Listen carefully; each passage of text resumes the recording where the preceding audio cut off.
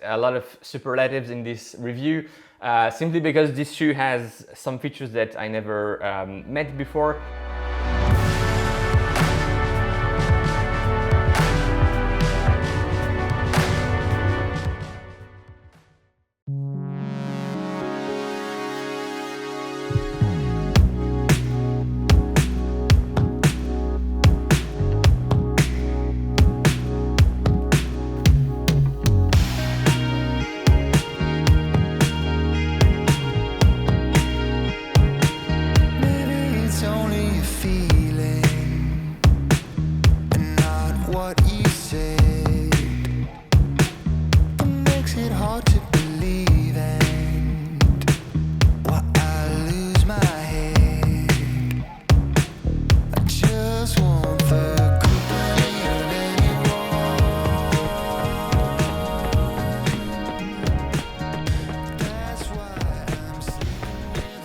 Hey everyone, and welcome back on the channel. My name is Alex, and today we are reviewing the shoe that you chose in the poll on the community tab.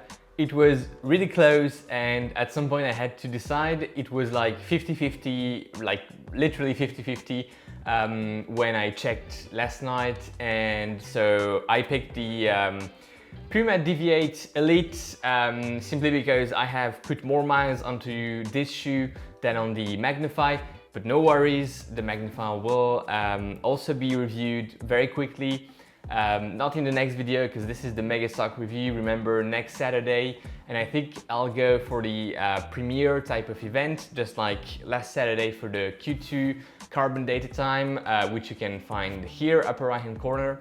The Magnify will be reviewed. Today it's all about the Deviate Elite. I just wanted to say that this shoe was provided to me by Puma. It's a gifted sample, but no worries, I'm being fully transparent as always, and if things are bad, I'm gonna say it. Puma is not reviewing or editing or commenting on my video before it gets on YouTube, so no worries on that front. I also want to mention that if you want to get Puma shoes, there is a link for EU subscribers in the description. It's an affiliate link, so I get a little commission when you buy on that site. It's Stop for Running. They have all the Puma Nitro lineup except the Deviate Elite and the Magnify, but these shoes will get there soon as well. And they're already discounted, but there's a code in the description which also applies to discounted items, so you get the discount on the site plus the little discount with the code, and I get a little commission that I will reinvest in shoes for the channel. So yeah, that's it. You have the full picture. Don't hesitate, go check the site even if you don't get a Puma shoe or anything else. They have some cool stuff and some good discount. All right, let's dive into the review. The specs, first of all, it's the lightest, and I think there's gonna be a lot of superlatives in this review, simply because this shoe has some features that I never met before and that I never measured before. So lots of superlatives in this review. It's the lightest shoe I measured at 205 grams in my half a size down. So US 10.5, but still, I think even in my true to size US 11, it would be the lightest carbon plated shoe ever for me. I'm pretty sure. I mean, the Metaspeed Sky is 213 and this is 205, half a size down. So, you know, it would be very close with the Metaspeed Sky and I think a bit lighter, but stack height and drop, we're looking at 36 millimeters in the heel, 28 in the forefoot, 8 millimeters drop. It feels a bit lower. It feels like, you know, maybe that 24, 32, 26, 34, something like that. It doesn't quite feel like 36 in the heel. Durometer score and yeah, you know, again, superlatives, it's the softest midsole I've measured. That's it. I'm putting right now on your screen a comparison with the RC Elite V2, and it's softer than the fuel cell on the RC Elite V2. We'll come back to the composition, to the compound of this midsole, but it's the softest ever measured, around 22, 23, I think, if I remember well, on the Durometer scale. Remember, ranging from 0 to 100. And the outsole is quite soft as well, the Puma Grip outsole. Comparing with the RC Elite V2, it's that same ballpark, so quite interesting. And you know, the two shoes have very similar Durometer scores, but the ride is very different, and I'll try to touch base on that at some point in the video, but very different rides. And I think that comes down to the carbon plate. But let's discuss that later. The fit, it's a race fit. I mean, yes, this is half a size down for me. I can imagine how the fit would be true to size. It would still be a snug racing type of fit. The upper is, you know, very loose, very pliable, very flexible, very supple. So it's quite an accommodating type of upper for a racing fit, but it's a racing fit. The width of the platform is on the narrow side of things, so that also plays in the overall fit. You have some room in the toe box in the midfoot, but it's not plenty of it, right?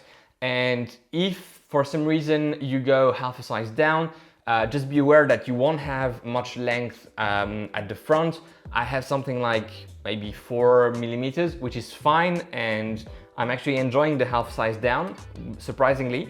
But I think true to size is the way to go for maybe 80% of the people. And then in the midfoot, you have these inner, you know, bands here that you can see through the upper. They provide a very good lockdown, and same for the heel. You have those bolsters. The lockdown in the heel, despite, you know, that very again soft and flexible heel counter, it's not stout, it's not hard at all. It's on the flexible side of things, but the lockdown is very good, very similar to the Puma Liberate for those of you who experience this shoe. And overall, you know, the fit and the lockdown, despite being half a size down for me, is very good. I mean, the lockdown especially is really nice, and I must say I enjoy it. I was very skeptical with the half size down, and actually it's a nice fit. It's a nice fit, it's a nice lockdown, and the upper works quite well. One thing with the fit that I like a bit less is the tongue. It's super thin, super, you know, it's like very, very thin. The tongue could be a bit more padded and a bit more, let's say, structured. Not rigid, but structured, so it wraps better the foot. This one wraps nicely the foot once you place it properly everywhere. But you need to do that, you know, go through the laces and make sure it's nicely wrapping your foot, because otherwise it's a bit folded, and then you don't have the best experience with the tongue. But that's the only thing with the upper and the fit. The tongue, you know, something to be improved, I'd say. Laces are good, they're a bit long, but I mean that's okay. You have a nice lacing experience with them, and so that's the most important thing. For the upper, we're looking at that mono mesh type of upper, very similar to the one on the Liberate. Overall, you know, very, very lightweight, very pleasant, very breathable. It's not structured at all, but it's not, you know, falling down and crumbling on your feet. Very nice upper, I must say. I ran with it under the rain. It's quite hot, so, you know, I tested the breathability, I tested the water resistance, and it's not super water resistant, but I mean, you don't really mind for a racing shoe, and it's breathable. So, you know, it just does the job of a racing upper quite well. For the midsole, and here is the interesting part, technology improvements. We're looking at the Nitro Elite foam, which is not an EVA nitrogen infused foam. It's a Peba nitrogen infused foam, and it's the only one on the market. So, you know, Puma, they have something very special here, and you know, the Durometer score shows it. I'm gonna come back to that during the description of the ride, but it's something very special, and no doubt I think other companies will go that way. Those who already have some TPE, Peba, Pebax type of midsoles, they will certainly try to you know, either infuse it with nitrogen or other gases. But I think that, you know, the infusion here plays a big role in the stability, in the energy return, in that compliance of the midsole. And yeah, I mean, great job Puma. The Nitro Elite foam is something special for sure. And I hope they will use it on next iteration of the Elite, but who knows, maybe on other shoes as well. If you're listening, Puma, why not? In terms of torsion, as you can see, you get some torsion and some, independence with that little groove here and the stone catcher, which actually did not catch any stones during my runs, but still the shape is quite good for that. But you have that groove, you have that independence between the forefoot and the heel here. It's a shoe for neutral runners, no doubt. It's not unstable, we'll come back to that in the ride. It's not unstable, but definitely you don't have a ton of extra stability added to it, and I wouldn't necessarily recommend it for people overpronating. One thing important as well is that the liner inside is not removable. It's very hardly glued, and if you try to remove it, you're just gonna destroy it. Outsole, it's the Puma grip. Excellent grip, it's one of my favorite outsoles ever, or at least this year for sure, on the Liberate, on the Velocity, on the Deviate Nitro, and it has fantastic grip. I ran under the rain with this shoe and on some very slippery type of pavement with the rain. It did a fantastic job, overall at cornering. Great outsole. I mean, this is definitely a great outsole. Durability prediction. I would go with 500, 600, 700 kilometers for the outsole. I have no idea how the nitrogen infused Peba midsole will go with time. Maybe it will work very well and the nitrogen will help reduce that compression with time. I have no idea, so I won't say anything about the durability of the midsole, but durability of the outsole I think will be very good, if not excellent. There's quite some material, quite some rubber on the outsole, and if Puma wanted to reduce even further the weight of this shoe, they could remove some of that and it wouldn't do much harm, especially here, or even cutting a bit here in the midfoot. Here in the heel as well, they have quite some rubber. They could remove some. They could do something like with layers or with some dots, whatever, but they have something to do here. It's not a drawback, but hey, why not? If they want to have a super light racing shoe, this is something they could do. Now, in terms of ride, it's a super soft, like super soft, pleasant, comfortable, cushioned ride, but it's not plush at all. Remember, for those of you who are familiar with my thoughts about the Rebel V2, very popular shoe, very fun shoe. I like it, but I'm not in love with it. You can check my first impression or maybe full review here, upper right hand corner. My drawback for the Rebel is that it's plush. Here you don't have any plushness, you don't have any laziness if you want.